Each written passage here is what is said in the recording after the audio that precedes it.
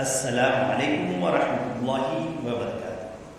ناظرین، عشرے ذی الحجہ سے متعلق چند باتیں عرض کرنا ہے۔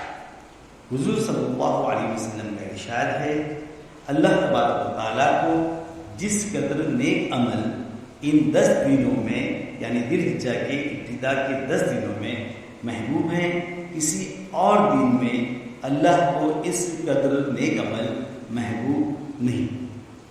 اس عشرے کی اسی اہمیت کے پیش نظر اللہ تعالیٰ قرآن مجید میں فرماتے ہیں، بسم اللہ الرحمن الرحیم، والفجر ولیال عشر، قسم ہے عشر یعنی ذی الحجہ کے ابتدائی 10 دن۔ اس مبارک عشرے میں ایک دن ایسا ہے جو کہ سب سے افضل ترین دن ہے، اور اس دن کے روزے کو اللہ تعالیٰ نے 2 سال کے گناہوں کا کفارہ قرار دیا۔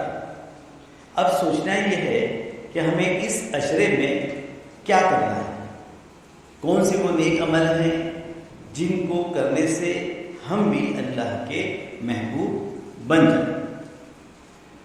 چند اعمال یہ ہیں۔ نمبر 1، توبہ اور استغفار۔ توبہ اللہ کے نزدیک توبہ اور استغفار نہایت ہی محبوب عمل ہے، جبکہ بندہ گناہوں سے عاجز ہو کر اللہ کی طرف پلٹ آئے، رجوع کر لے، لوٹ آئے۔ نمبر 2، کثرت سے ذکر، سبحان اللہ والحمد للہ ولا الہ الا اللہ واللہ اکبر۔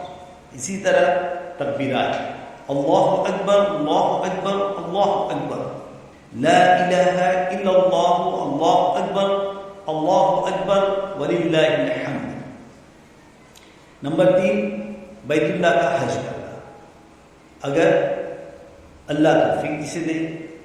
نمبر 4، قربانی، سب سے بہترین عمل ان میں ایک قربانی بھی شامل ہے جسے اللہ تعالیٰ توفیق دے۔ نمبر 5، اس عشرے میں 9 دنوں کے روزے رکھنا، یا کم از کم خاص طور سے یوم عرفہ کا روزہ ضرور رکھنا۔